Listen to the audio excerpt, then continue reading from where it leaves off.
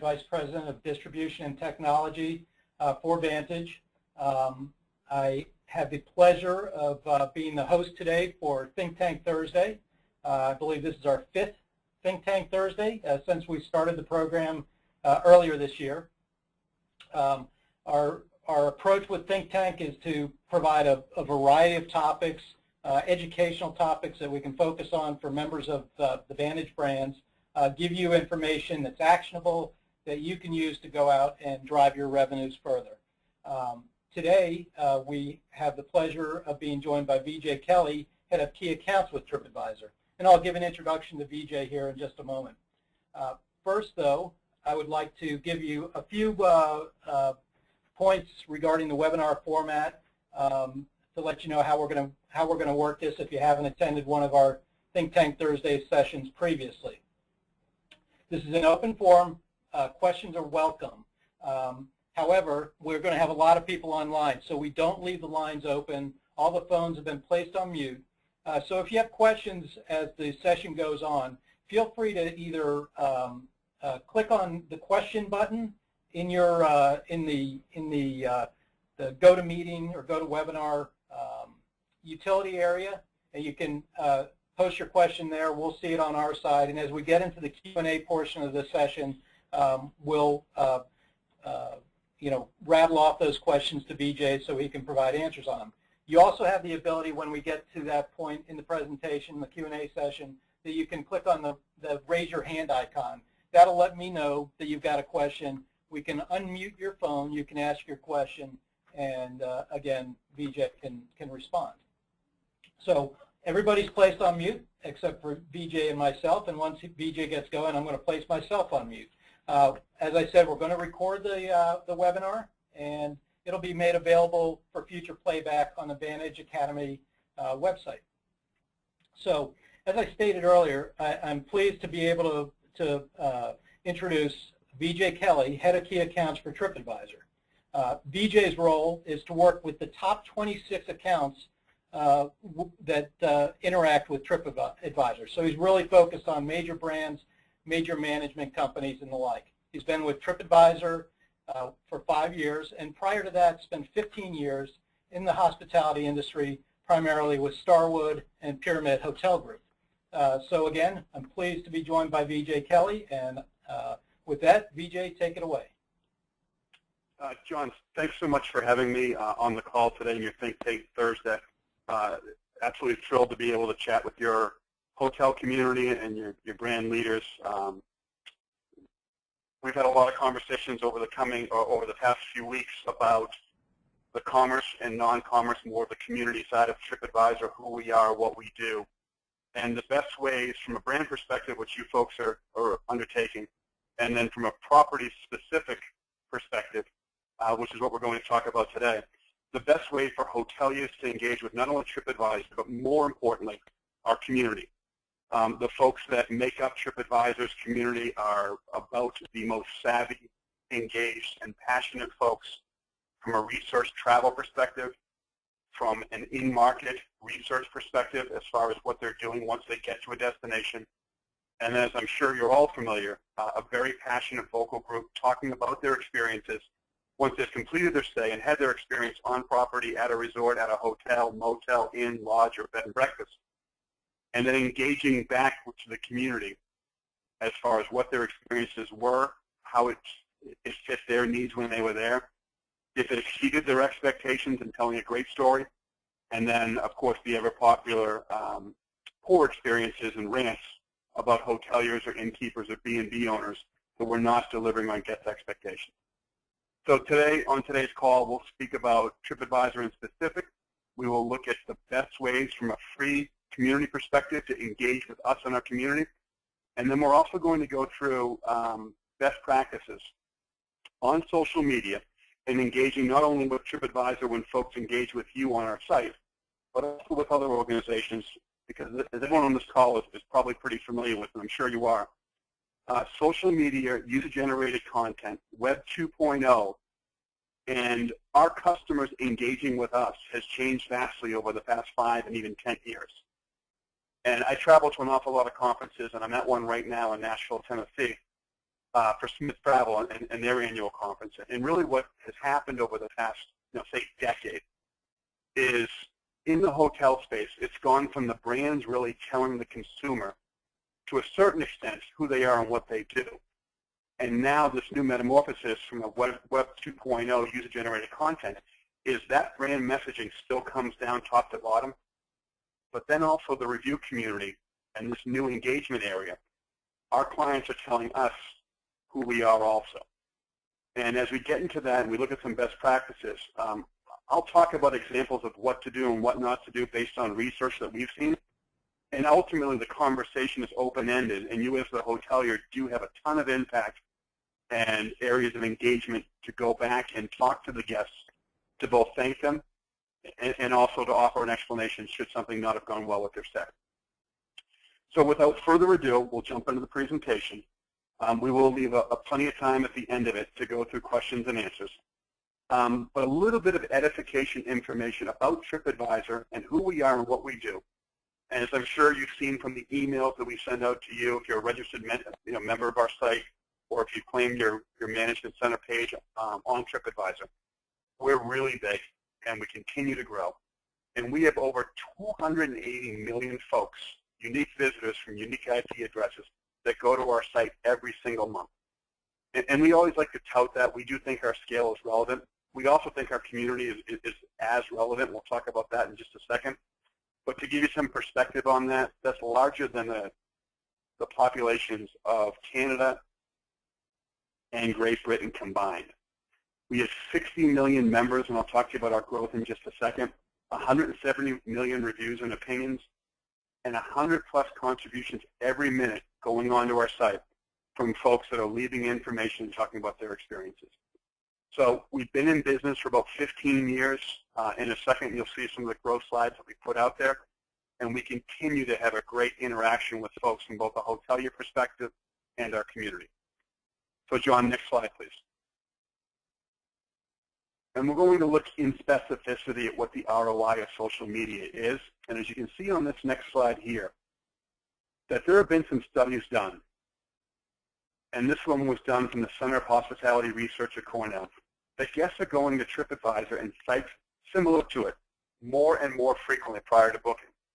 I heard a gentleman at the conference I'm at right now saying that some folks are going to 16 and 20 sites as they're going through the purchase path from both a user-generated content standpoint and a brand perspective.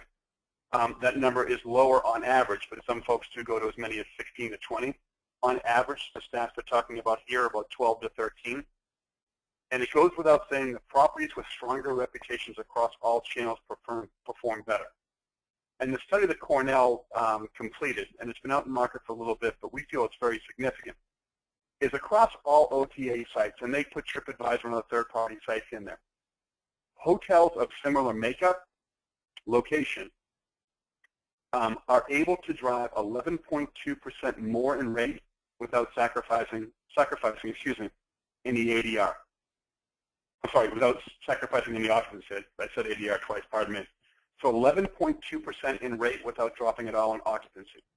And we think that's significantly relevant because as people do research more and more on travel, and if there's an opportunity for them to pay for better quality, this research shows that people are okay doing that. They don't mind paying a little bit more, in this case 11.2%, if they know they're going to a facility that's well-serviced, delivers on guest expectations, and has a good quality product. Next slide, please, John. And then also from the asset value perspective. And the conference I'm at, again, that I've mentioned a couple times already, there are quite a few investors that are here right now. And TripAdvisor really fits into the methodology of asset evaluation and figuring out, based on their reputation and market, how a hotel will perform before, during, and after a transition process if they're buying it, or perhaps if they're selling it. And the quote most significant here on the bottom that we'd like to point out, and this is from David Sangre, President of Hotel and Leisure Advisors organization. As an investment decision, you have to consider a TripAdvisor rating does influence the type of value you're willing to pay for the property.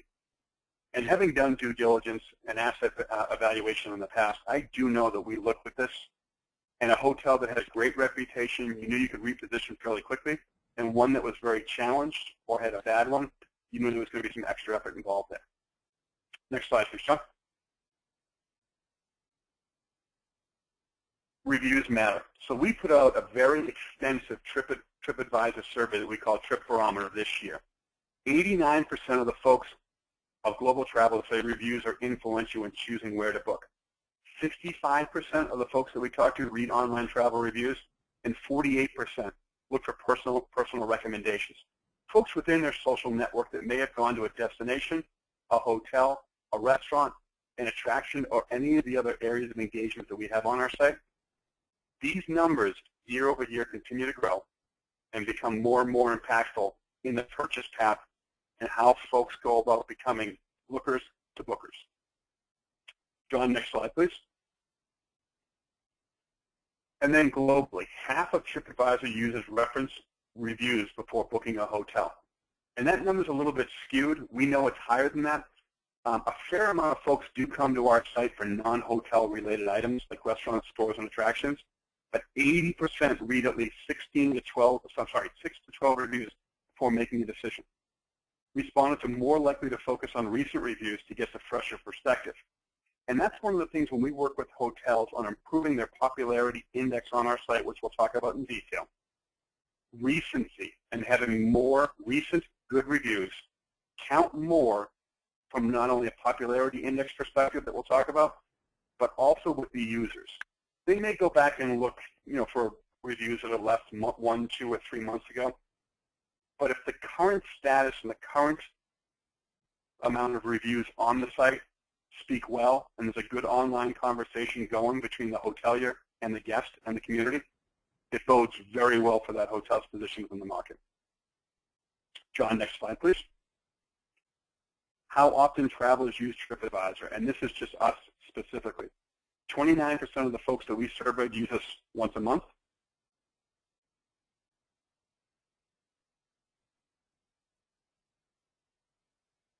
Oh, bear with me for 1 second, John. My computer just...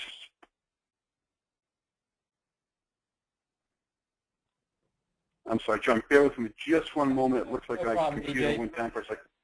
Okay. Yeah, as VJ said, he's working out of a hotel right now at this conference, so hopefully he can get back online with his slides so he can have his script in front of him, so to speak. You know what, John? I have the PowerPoint that I did before, so pardon the interruption, folks. John, I'm just going to go by the deck that I have loaded up right now, and then it should marry up to the one that you have right now, so we shouldn't miss a beat. Yep, no problem. Go ahead. Thanks so much. And John, the last point is if any slides seem out of order, if we're not in the thing, just please interrupt me so I'll stop talking. Okay, will do. Thanks so much, and appreciate the technical difficulty, folks. 12% of the folks at least once a week go to our site, and 26% more than once a week are on there researching travel and destination information. Very significant. Next slide, please. 80% of the folks for the TripAdvisor reviews help them feel more confident in their travel decisions and have a better trip. Like that old marketing slogan, I'm not only an employee, I'm also a client. I use TripAdvisor myself in market, pre-market, and after-market for all the decisions that I make in travel. I think it's a great site. I'm on there all the time. My family and friends use it also. And I don't know the last time I booked a hotel without reassuring what the reputation was for it, without going to our site and looking at the reviews and the way that the hotel is speaking to their guests as well. We'll talk about that in the review section. John, next slide, please.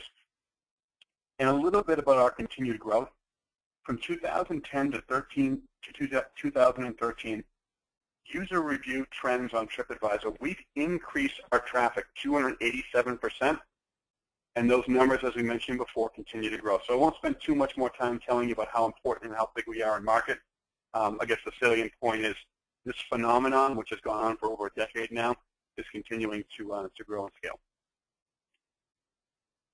So what I do for a living, and when I work with brand leaders like John and his team, Vicki, Deb, Rita, Brittany, and Dan, is I'll try and explain to them from a community perspective the things that happen organically on their own, and then ways they can work with us, and your brand leadership team is very engaged from the commerce side as well.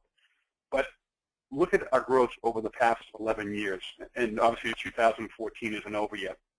But right now, we have over 60 million folks that are members of our site. And if you are not, I would ask you to consider joining our site.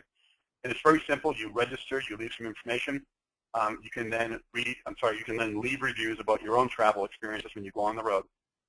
And I think it's really a significant and interesting way to engage with us as a client and a partner and supplier, because you get to see how we engage with our community, ways that we email, ways that we put commerce opportunities in front of travelers, and ways that we try and drive revenue for our partners to make sure that their investment on our site is as profitable as humanly possible. So you can see here on this graph, and a copy of this presentation is going to be available to you folks afterwards. Our membership continues to grow, and then look at the reviews and opinions that go on our site. Over 170 million of those currently, and it's just a great story to tell about the way that our site works and the folks that are getting great information from it. So next slide, please, John. This is just another detailed explanation of year-over-year growth. This one goes through 13. We think this tells a great story. We think it's a great way for you folks to tell your story to our members. And again, if you haven't joined our site, we don't get paid extra by folks that go on and do it. But you'll see how the interaction happens and why folks get so involved in who we are and what we do. John, if you can go to the next slide, please.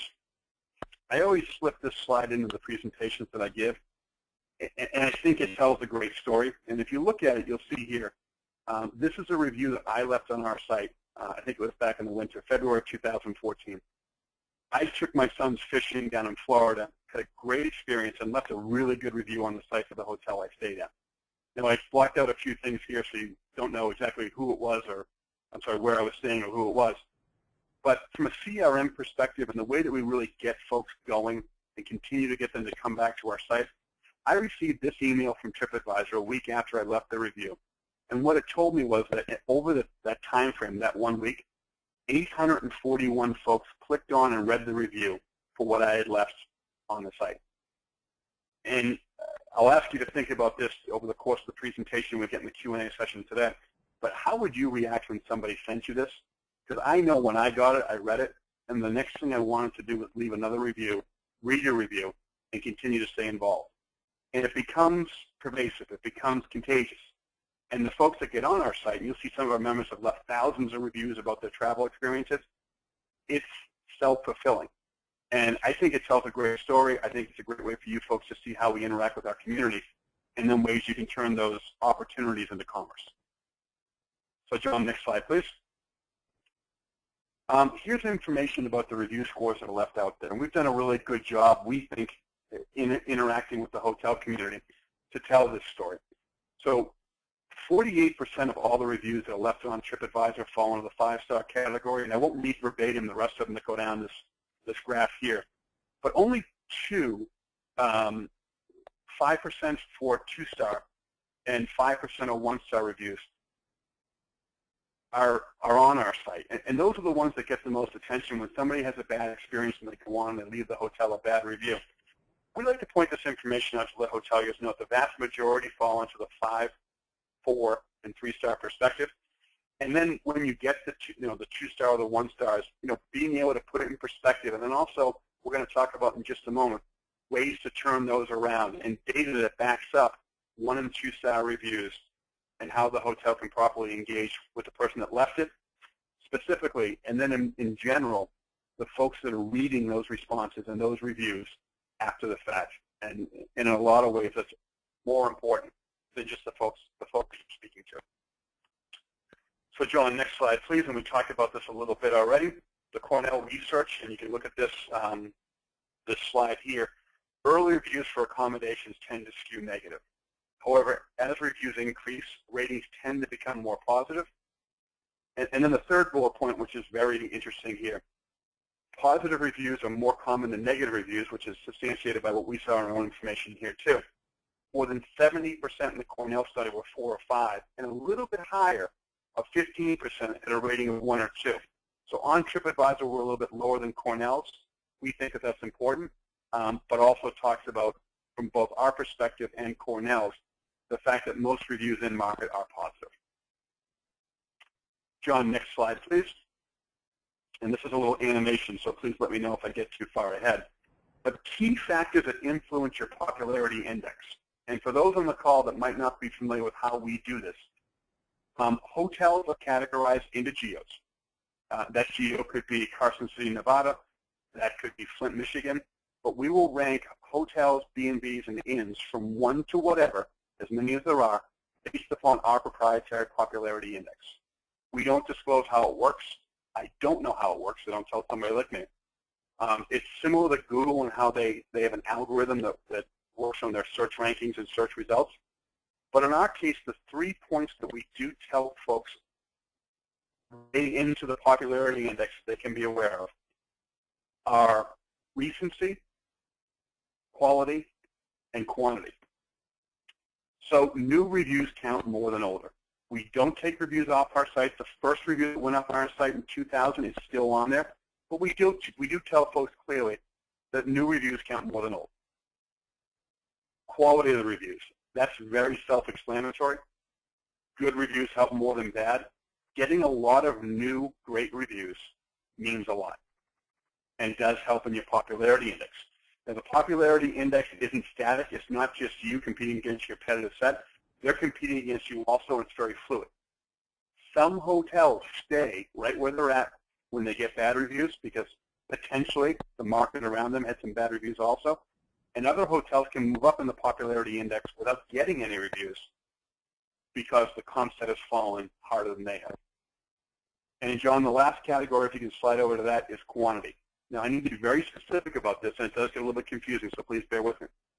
Hotels aren't penalized for having fewer reviews than somebody else in their concept that has more. However, if you have a lot of reviews and you get a bad one, it won't affect you as much. And that just stands to reason. If you have 100 great reviews and you get one bad one, you've got some protection built in. You've got a great reputation. You've got a great standing. It won't affect you as much. If you only have 10 reviews and they're all great, but you get one, as you can see as a percentage, you would have a higher percentage of poor reviews with 10 reviews, 10 good ones, than you would with 100. So again, recency, quality, and quantity. John, if you would go to the next slide here, you'll see this one says you don't need to be a 5-star property to be on top of the pop index. So here's a screen grab of the Austin geo. And as you can see here, the Hampton Inn and Suites in Austin at University Capitol is the #1 hotel in Austin. And that's above the Four Seasons and above the Hyatt Place. The popularity index is not a star rating or an ADR tool. It's not about being the most expensive, and it's not about offering the most amenities. It is very clearly how hotels are ranked by our guests, our community, and how that property is meeting the guest needs and exceeding or missing the guest expectations. As you can see on the next slide here, this is for Anaheim. And out of 112 hotels, the number 4 and 5 properties are a DoubleTree Guest Suites and a Howard Johnson's. And there are some very, very big names within that market that didn't figure out as high as that. So again, it's meeting the guest expectations. Somebody that goes into America's Best Value Inn is going to have a very different expectation than somebody that goes into a W or JW Marriott. They still want and expect and need those expectations met, and they're looking for great service. And when that happens, a great story is told after the fact. So next slide, please. And this, I think, is a great reference point, especially for new hoteliers or new operators or folks that aren't really engaged with TripAdvisor yet, on the best ways to manage the free traffic and the free tools that are available to you. And I won't read up, well, I'll quickly go through all these, and some of them go into very detail on them. But in a moment, we're going to talk about registering with the Management Center, and we'll show you exactly how to do it. If you have not done it, I would suggest when you finish this call today, you do it, because you're missing out on a great way to get things done and to market your hotel potentially in a better fashion for free right now than you are. Including descriptions of hotels and amenities is very important. Adding photos and videos. Encouraging reviews. Getting reviews helps. There's no two ways about it. Obviously, getting great reviews helps too. We have mechanisms in place where you can get notified when a review comes across your property so you can respond to it quickly. We're going to go through some exercises on writing a management response. Adding widgets from our widget center. Your brand leadership's already taken care of for you right now, and it's going very, very well. And then celebrating awards and traveler endorsements. And again, John and his team have done a great job of doing that for you already. So from a property perspective, really focusing on points 1 through 6 is a great way to improve performance and your marketing standing on our site. John, next slide, please. So if any of you haven't claimed your listing or become engaged, go here, tripadvisor.com/owners. And you can see here from the screen grab, search and find your property. And then you'll have to go through a registration process. And there's nothing proprietary or scary you have to give up. Fill out the information, and then you can access your management center. John, next slide, please. And this screen grab is a little small, but it will tell you some very important information that I'll speak to in more detail. And worldwide, right now, only 1 in 4 hoteliers are taking advantage of this tool. A lot of registered. But we do look at how folks engage in our management center and what they're doing. Here's the full disclaimer. Any and everything you'd ever want to know about managing your TripAdvisor profile and finding out answers to your questions are located in the Management Center. Now again, this is a small screen grab. From the top left-hand side here, once you're registered, you'll have access to manage your TripAdvisor page, to manage your reviews. TripAdvisor Insights, which is an absolutely fabulous free resource for all your things TripAdvisor-centric and social media in general. And then also campaigns that we have for green leaders, marketing tools, and getting help with your questions. At one point, we did define it, and to give you folks a little bit of idea as far as perspective, something like 85% of all the questions we get through our management center fall into 10 specific questions. How does your popularity index work? How do I challenge a review I don't feel is accurate? Things of that nature. So it's a great resource, number one, to improve your marketing descriptions and information on our site, but also to get help when you need it. Here's an example of a property that's already gone, and I'm not sure if they're on the call or not, has already gone and claimed their management center registration on the site.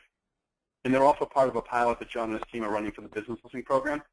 But if you look here on the hotel amenity side, you can see where the red arrow is. This is the property which has got a nice ranking. They're ranked 4 of 17 hotels in Flint, Michigan. And John, if you could look at the next slide here, this property has already gone through and updated their TripAdvisor description on the site. So if you look here where it says America's Best Value Inn and Suites of Flint is located just south of downtown, that's all information that's been inputted by the property or by the brand. If your property is blank, I would suggest, and I talked to Dan on your team about this earlier, that you get your rich descriptive text in there that showcase your property as best you can.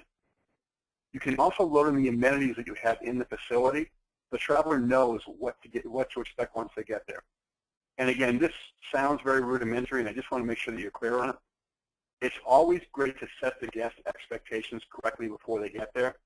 Adding descriptions or amenities that aren't accurate or disingenuous doesn't work in any way, shape, or form. We've had people that have tried it. If you over-amenity or list too many things that aren't accurate, if the guest reads that, makes a decision to come, and once they get on property, they're already off to a bad start. If you haven't met or reached their expectation on the front side, and it's going to be equally hard to do it while they're on property on that side of it also. And let's talk for a little bit about reviews. And John, we should be looking at the screen that says reviews. How should we respond? And I want to take you folks through some exercises and some examples of hoteliers and how they've engaged with our community and what our data and what other data says about how those exchanges worked. Now, here's my obligatory, I used to be a hotelier piece, but responding to reviews is no different when I was at the property level when somebody was either happy or angry at the front desk. And there's a perception out there, and maybe a misnomer, that if you don't address negative comments, they'll go away. And I like to sort of make the same connection about when somebody's at the front desk. If they're screaming and yelling and angry, they're not going to go away right away. They're going to cause some damage to the folks that are there. and ruin your reputation for the folks that are on property. So what do we do as hoteliers? We address it. And the same thing needs to happen in social media on our sites and on others. When we do get the constructive criticism or a bad review, there's a way to handle it to turn that negative into a positive. And John, if you can look at the next slide here that says write a management response, you'll see here a review has been given entitled Restful, and it's a 4-star review. And then the general manager at the Jamaican Inn has responded to it. And it's a pretty good response. You can see that the review that was left was restful, and it does give information about great things that went on at the property as well as some areas of opportunity for improvement. And the general manager of the hotel jumped in and gave some pretty good feedback and took the time to write a really great response. There are some areas of opportunity we'll talk about in just a second, one of which I want to give you some direction on. TripAdvisor and social media is very personal. Our data suggests, and I'm a firm believer, that while you don't need to put all your information out there as far as your name, phone number, where you live, and everything else, it's nice to have a personal side to it. So perhaps the person that's responding to the review doesn't need to be a general manager. Maybe they need to have a first name. Maybe it's John, maybe it's Dan, maybe it's VJ. But connecting to the person on a more personal level works very, very well. And if you can look at the next slide here that says the reviews influence traveler decisions. 77% of respondents say seeing a hotel management response to reviews makes me believe that it cares more about guests. Issues happen at hotels. They always do. Our community, every community, just wants to know if something happens, how is it resolved, and what's the follow-up.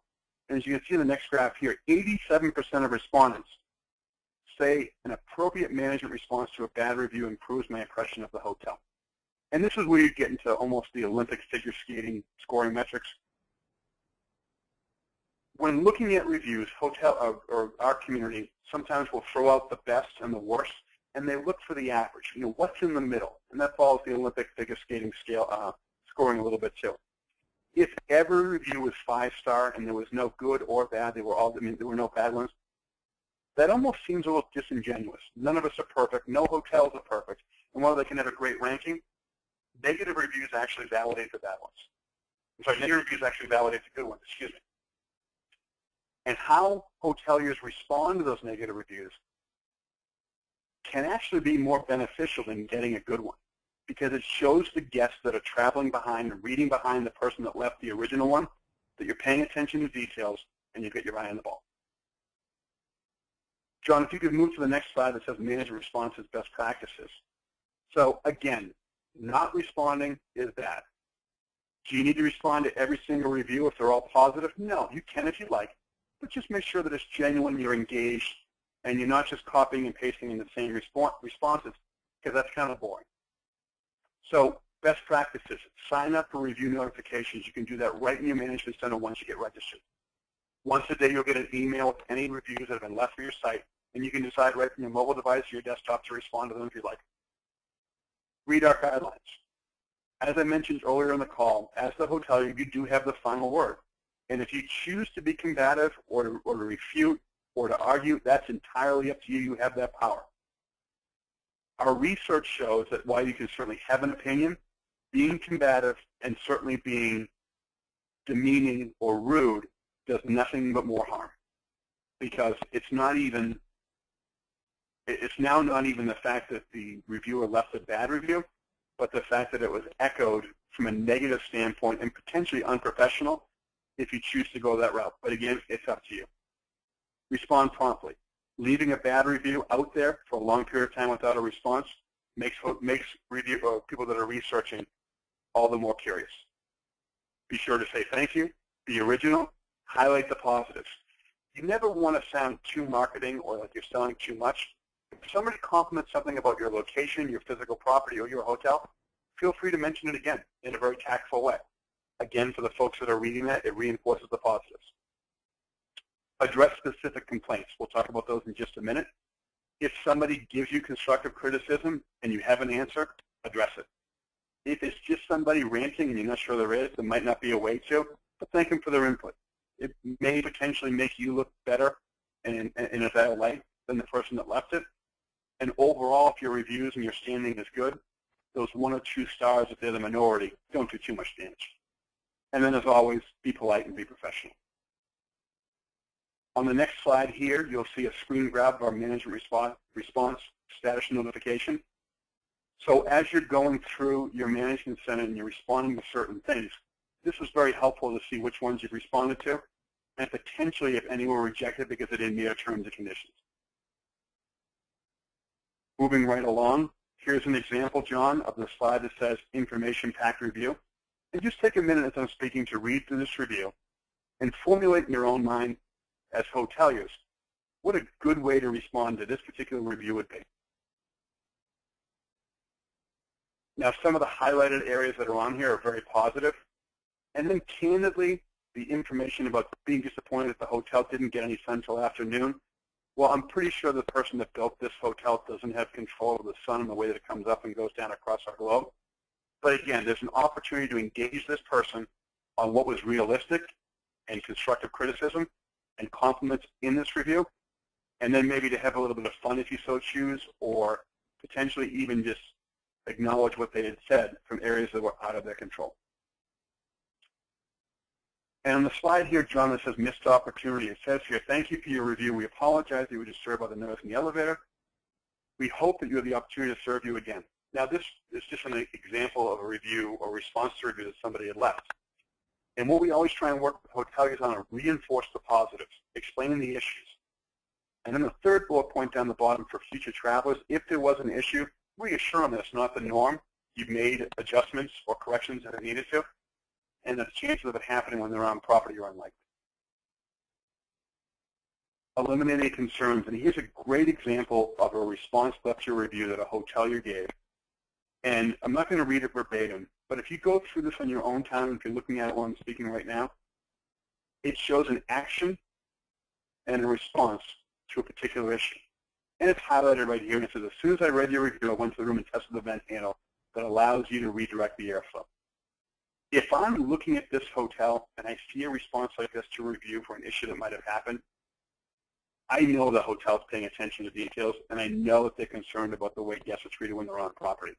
This speaks very highly about how they position themselves and how they're doing business. Reinforcing the positives. We talked about this just a moment ago. Thanking them for the compliments, from the complimentary breakfast in this instance, apologizing for the issue they had while they're on property, and letting them know that it was remedied shortly after the issue happened. And then be personal. One of the things that we find hoteliers, sometimes they, based on all the other criteria and things they have to do with the property, how busy they are, they almost mail it in and they don't get the personality and their image and really what they're trying to convey to folks on a Web 2.0 perspective. Make sure you're doing that. Saying thank you is fine. But if you have any specificity about the person's review or how they interacted with the staff when they were on property, it's a great way to tell a story and keep that conversation going. And let me give you an example. If your front office manager or you or somebody else knows who the guest was that left a great review, mention something about it. Say, hey, we're so glad we could host you on your family's reunion last August. We know you folks had a great time. Look forward to seeing you again in years to come. Please let us know. Again, tell a great story, engage properly. Here is an exercise, and John should be looking at the slide that says not worth the money. So this is an actual review that was left on our site. We've taken the names of the guilty out to protect them. For somebody that left a really tough review for a hotel. And I'm not going to read this. I'd like to take just a moment. I'm going to have a sip of water. Please read this and start in your own mind formulating how you, based upon some of the stuff we've talked about right now, or as a practice right now, would respond to this. So I'm going to come back in about 20 seconds.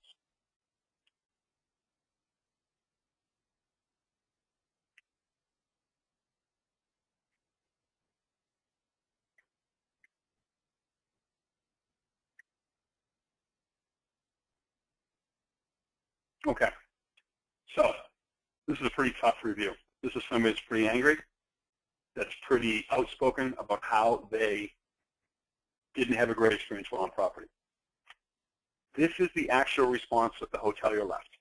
Now, take a minute and read this, and then start thinking of things on your own mind. What's wrong with it?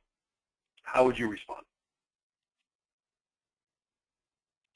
So we're going to open up to questions and answers in just a few moments. We have a few other things we have to cover, but let me point out a few things here that are wrong, and they may be the same ones that you've noticed. First of all, grammatically, it's horrible. The abbreviations, terrible. The tonality, the combativeness. The non-apology apology. This person put a lot of bad things into one response. You should have addressed the issue directly when it's happening instead of posting in reviews. It's accusatory. So I guess this person wasn't, their expectations shouldn't have been they had a great experience when they were on property. There are spelling issues. It's very impersonal. So this isn't a great way to respond. It's a tough review, and I hope that going through some of the other examples that we showed today will give you folks the opportunity, or the ability, or the insight to respond in a better fashion. So we talked about what was wrong with that management response, John.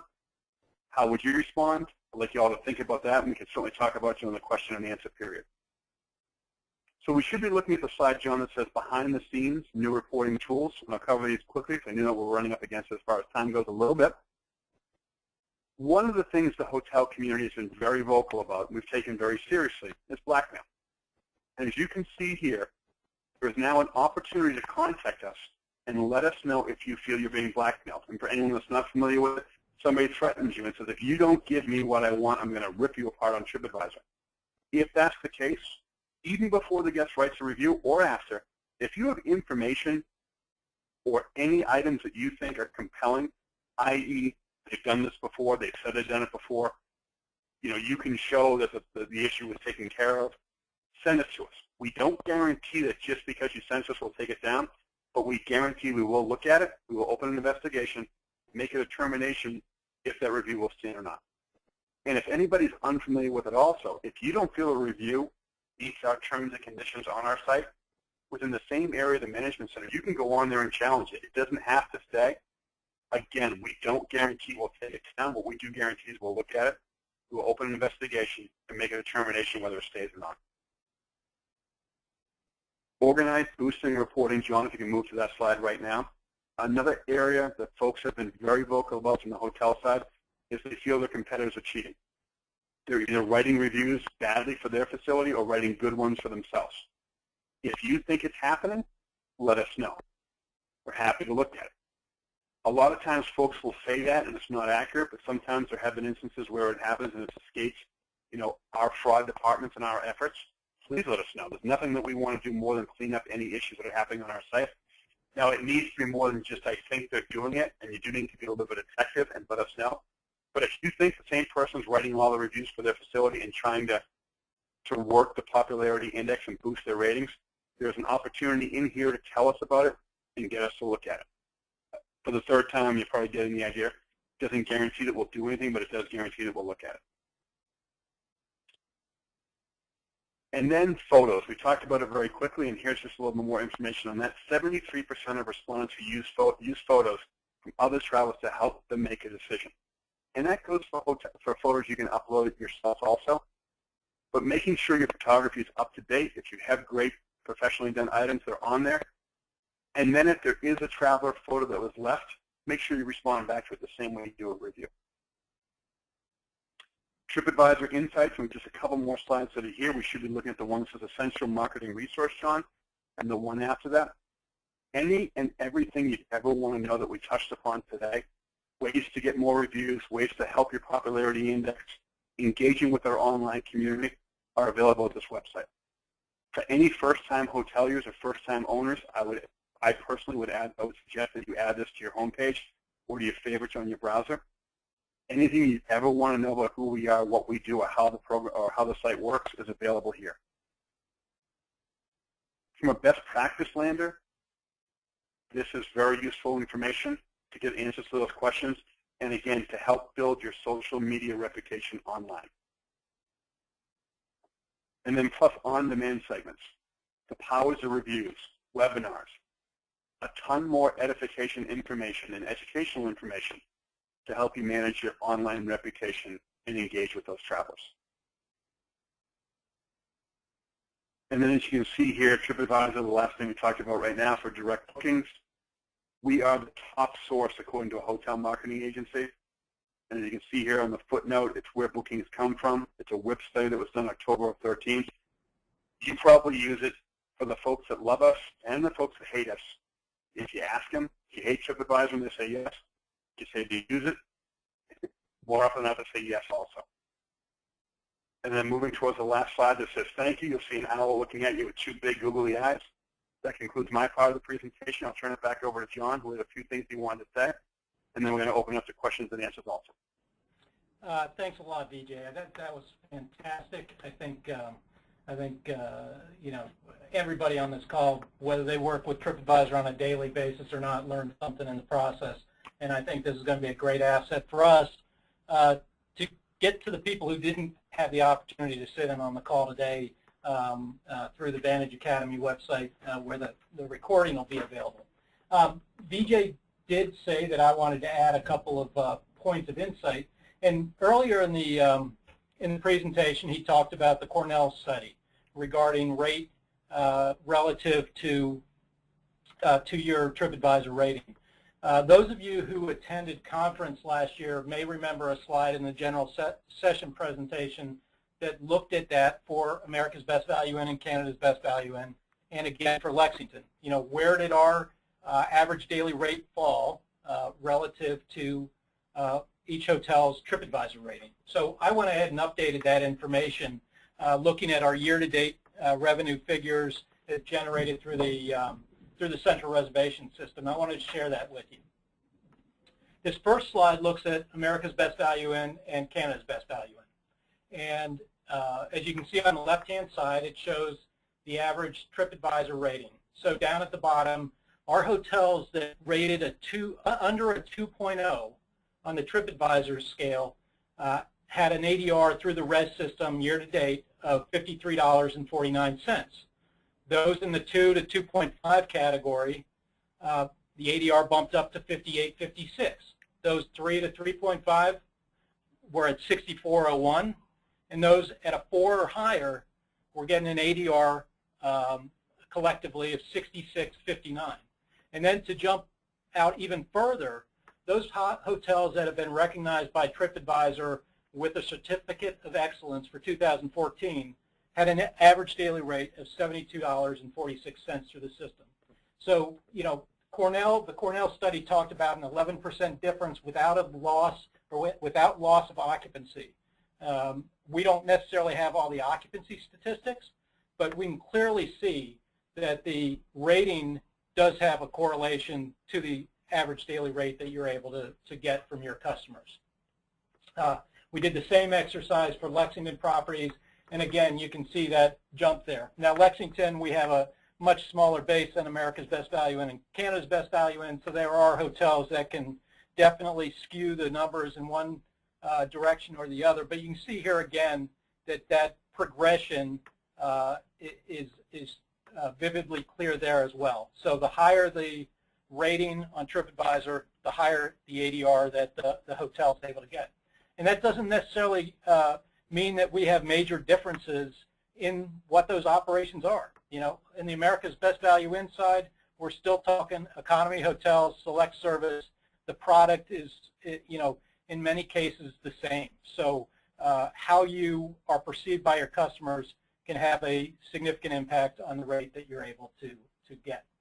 So with those few comments, we're going to open it up to questions. I think we have a couple in here that I'm going to throw out to VJ. And you know, as we said earlier, if you have a question, feel free to write in the question block and submit that, or you can raise your hand with the little hand icon that's out there. So let's see. I've got a question that came in that says, what do you recommend properties do for very old reviews that were not responded to in the past? In other words, if a review was not responded to, do you have a time frame that once it's past the hotel should just ignore the comment? Great question, and I would probably answer it based on the review. So if it was a positive review, if too much time has gone past, I think it might cause some, it might not be that helpful to go back and post it and not address it. If it's a negative review, it certainly is better to go back and address it now, even though it's later, than after the not address it at all. if for no other reason to offer an apology and to tell your side of the story and maybe offer answers or solutions as to what happened. Pretty much all of our data indicates that the worst thing you can do with a bad review is not address it. So understanding some time had passed between when it was left and now, it's still worth going back and responding to it. Okay. I have a couple of people who've raised their hands, and actually I'm going to start with the illustrious Roger Bloss out in California. Roger, I'm going to take you off mute, and you can ask your question. I think I'm going to take you off of mute. But my question is, a lot of people, as they join America's Best Value Inns, maybe came from an independent state or maybe came from another brand. What are their options as joining us? So let's say they came from a different brand, they upgraded their property and joined America's Best Value Inn. Do they have to live with the old reviews, or can they start fresh with America's Best Value Inns or Canada's Best Value Inns? Roger, great question, and thank you for asking it. So there is an opportunity in the Management Center if a property has gone through a major renovation or if they've had a change in management, for them to reset their popularity index at that time. A change was made recently where if a hotel is just rebranded, that opportunity doesn't exist, because what our community likes to see is if it is a change, they can have all the reviews, both good and bad, taken from that point. And there is some supporting documentation that needs to be provided, and it does need to come to the Management Center. But if a property has changed management or gone through a significant renovation, start the process, and the popularity index resets. Now, I want to expand on it just a little bit more because it is a pretty detailed process that has to happen. And as I mentioned, supporting documentation needs to be provided. But what I mentioned to my hotel partners is if the hotel has a good popularity index and you're happy with it, you're probably not doing yourself a favor by resetting it, because then you're going back to the middle of the pack.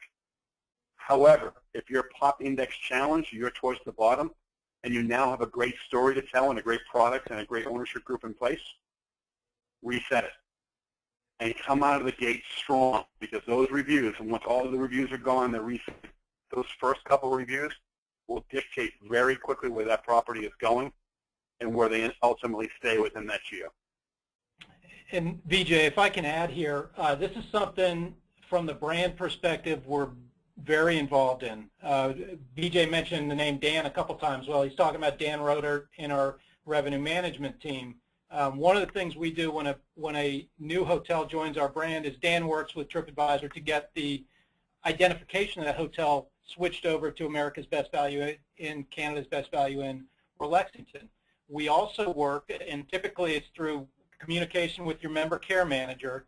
If you say, hey, I've completed this renovation, or I've got the old owner's baggage dragging me down. If you work with the member care manager, they'll engage Dan and the revenue management team to, again, work with you and TripAdvisor to see if we can get those old reviews cleaned up where appropriate. But again, there are qualifications to getting there, and it can't be just because you want it to be. There has to have been action taken, renovation done, a change in philosophy, management, et cetera. And then, as Vijay pointed out, once you start getting reviews, after you have a clean slate, hopefully you're doing the things that you need to do to get excellent reviews as opposed to poor reviews. I've got a question here from a member. How can I enable a manager to access the management info? Add their own login or share the owner login? Great question, and I would recommend that everybody has their own for a couple different reasons. Number one is we want to make sure that information is specific to the user, and then based on just hotelier and hotel industry turnover, you don't want to have multiple people using one login for turnover purposes, as well as a backtrack. If you want to see if something was changed, who did it, and there were 10 people using the same login and ID, it's not a best practice from our perspective. It literally takes about 30 or 60 seconds, and it's not any different from when you have to go and register to create an email account or do anything else. It's pretty painless, but it's much better to have your own information. So we also have an idea of who's who at a property level. Okay. I have another question, actually a hand raised, Eric in Rapid City. Eric, I'm going to unmute your phone and you can ask BJ your question. Okay, thank you. Can you guys hear me? Yes. Okay. I now have two questions because of your response to Roger's question. When we first took over this hotel, bought this hotel, we were forced to clear the slate on our TripAdvisor rating. And it was very frustrating because this was a top 10 hotel, and we had to start all over from ground zero. Is this something that's changed in the past? Is this something that shouldn't have happened to me? I'm not sure that anything I mentioned was different from what happened. If a hotel does have their reviews reset, they do start from ground zero, right in the middle of the pack. They don't necessarily go down to the bottom of the popularity index, but those first couple of reviews that come out are uber important to the success of the property. Right. Well, I guess why did I have to have mine reset? You're telling me that I didn't have to have them reset. No, if a hotel changes ownership or items like that. Right. I bought the hotel. Yeah, Eric, I'm not. Can I ask just from a specificity standpoint if maybe you, myself, and John take it offline, because I don't know off the top of my head the specificity for your property, but I'm happy to look into it with you. Okay. So my actual question that I raised my hand for was, it's something that I find very confusing from a consumer standpoint. When I look at my rating right now, I have 4.5 circles. I'm rated number 17 in my area, but there are no less than 5 other hotels that only have 4 circles that are rated better than me.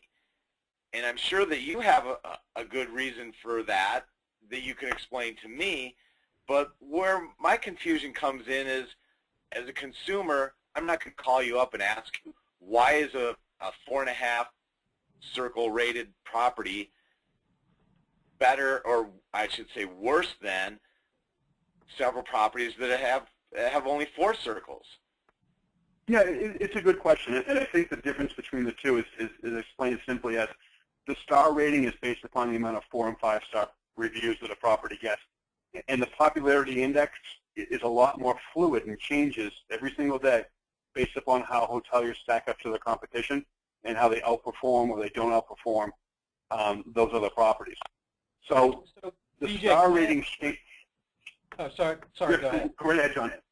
I was just going to ask, so that could be a matter of frequency or number of reviews. I mean, if Eric was to work to get more reviews, would that enhance his positioning from an overall popularity index? Assuming they're consistent with the ratings he gets today. Yeah, I mean, more great reviews will help move somebody up on the top index as long as they're having them at a greater frequency than the competitive set. So volume matters, obviously, in that popularity index, as you stated earlier. So yes. With the 3 items that I mentioned before, as far as recency, frequency, and quantity, those are the 3 things that we do disclose. And it's a little rudimentary when I actually say it, and I almost feel like it's so basic, but getting a lot of recent good reviews helps move positive traction. So do you feel that the average consumer who looks at this index understands that when they see this guy's got 4 stars and he's number 15, but this guy has 4.5 stars, but he's number 17, do you think the average consumer who sees that understands what's going on? I'll answer it kind of politically, and it's a very pointed question. I do think they do, but I don't think that folks go to our sites just to look exclusively or specifically for star ratings. I think they go to the popularity index to see who's doing a good job and who's not. But they also really go in, and as I mentioned in some of the stats I mentioned earlier, they may review 16 or 20 different items before they make their purchase. And what we can tell, and from what all of our data indicates, if it was just star ratings or just top index, the community wouldn't be as vibrant as it is. They want to touch, they want to see, they want to learn about what they're buying before they get there. So understanding your question is a legitimate one. I'm not so sure that the star rating is is the area of focus. I think it's important to put out there, and it's part of what the overall scale and scope of our site is. But more so, what's happening at the hotel? What are the guests saying about them? And how is the hotel engaging with that reviewer? And I mentioned a few times, the people that are reading those review and responses afterwards. If you were asking me to prioritize it, I think that's much more significant and relevant and engaging content than some of the other things that might be available on the site. Okay. Just a suggestion, maybe to allow the consumer to sort by their star rating as well as their ranking. Because I noticed that there's a price, a ranking, a friends, a distance. Mm-hmm. Maybe star rating is important to them, and maybe that's something a way to have them sort it. Yeah, it's a very good suggestion. Thank you very much. Okay, thank you. Thank you. VJ, I want to make sure you're okay on time. We're up against 3 o'clock, but I've got a couple more questions here. I'm great. Fire away. Okay. I've got another hand raised, Carrie in Campus View, I believe. Carrie, I'm going to unmute your mic and you can ask your question.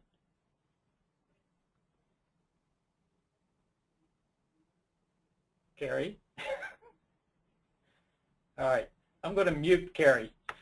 All right, let's try again. I've got a question here from one of our members, and the question is, how does my competition, the Super 8, get reviews in the hundreds, and we get reviews in the teens? Same type of customers. Super 8 says TripAdvisor helps them. So, great question, and John, from a brand perspective, I'll defer to you once I respond to see if it's something that you folks would like to engage in also. So, there's no mistaking about it that getting a lot of great reviews help. We talked about it a few times. There's an opportunity in the management center for you as the hotelier to get delivered to you free of charge individual business cards with your property-specific information on it. It says when you go home or when you get to where you're going, please leave a review about your experience. And hoteliers that are really engaged in this and are trying to drive volume are using tools like this and the widgets, John, that you and the brand are engaged in also to get more reviews. So my job is never to tell somebody how to work the system unethically. That's not what I do for a living. But hotels that are doing this well have those business cards. And when someone's checking out and they say they had a phenomenal experience, they give them a card. Now, the unethical part is if somebody is ripping somebody a new one at the front desk because they had a horrible experience, I can't tell you not to give one to that person, but use your better judgment. But that's a great way to get more reviews and to help tell the story on the service and the product you're delivering. Larger hotels and some of your properties that might be in bigger markets with more keys, and there's a larger management staff working there. Those folks, from other partners, the entire management team has these cards on them. And if they see somebody in a hallway or in the parking lot or talking about a great experience they have, they engage and they ask. There's no shame in doing it. What there is shame is I want to be very clear on this, you can't incent somebody to leave a review. You can't say if you give me a great review, I'm going to give you a 10% discount or an upgrade to a suite or free breakfast for you and your family. That's against our terms and conditions. And we take those very seriously, and you can't do it. So it's best, and as simple as this sounds, it's the best thing to do is to deliver a great product at a great value, perceived or not, and then engage with the community and ask them to rate reviews. And that's potentially how that Super 8 gets more reviews than you do at this time. Great. And I think from the brand perspective, again, VJ, if you've got a concern with the volume of reviews that you're getting or not getting, contact your member care manager or Peter Casey, who manages that group. They'll work with you. They'll bring in the revenue management team as appropriate to develop strategies to help generate more reviews, because that's only going to help you in the long term. Move up that popularity index as you deliver good customer service to those guests. I actually have a question that I want to throw at you, BJ. I see all the time emails from various companies that are out there that talk about boosting your reputation, and the unwritten part to me seems to be that they're out there generating perhaps bogus reviews. What kind of technologies do you guys have in place to kind of filter through that, and what's your take on those companies? And there may be some legitimate ones, but I'm sure there are some illegitimate ones as well. What's your take on that? So let me answer the latter part of it. There is not a legitimate company out there that we engage with or that we partner with that boosts reviews or rankings. I can tell you that just about everyone that I've come across in the past 5 years is operating illegally.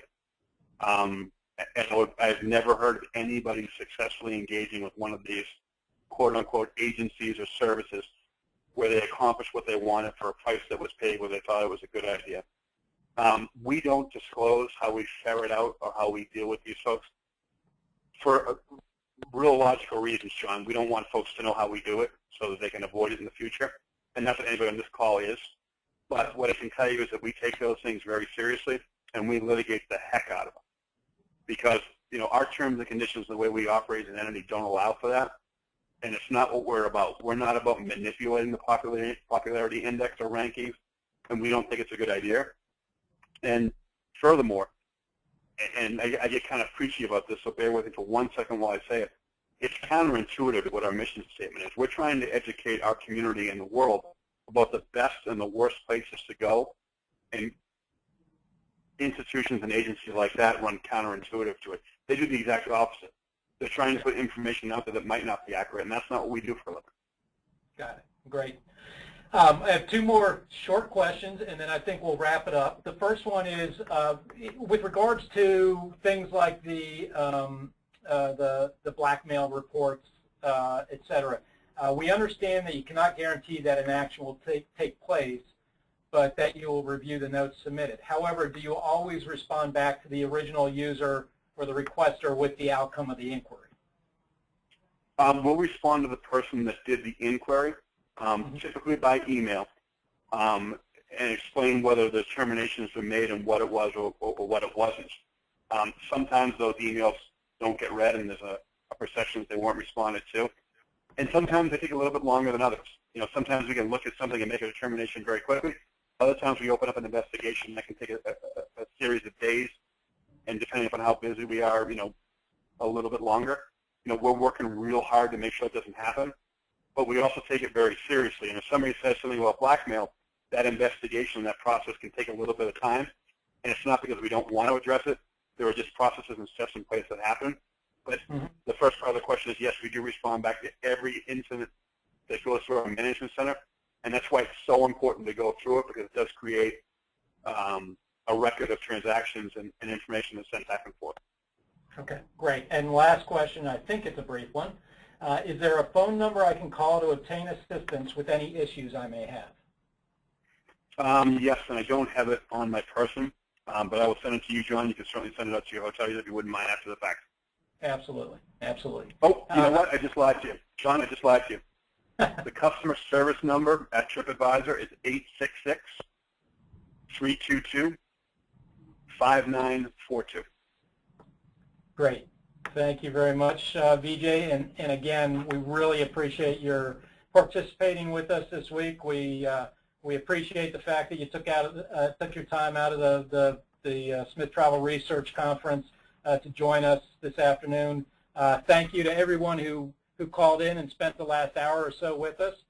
We will be posting the recording of this webinar on the Vantage Academy website in the next few days. So everybody have a great afternoon, and we hope to see you again next month.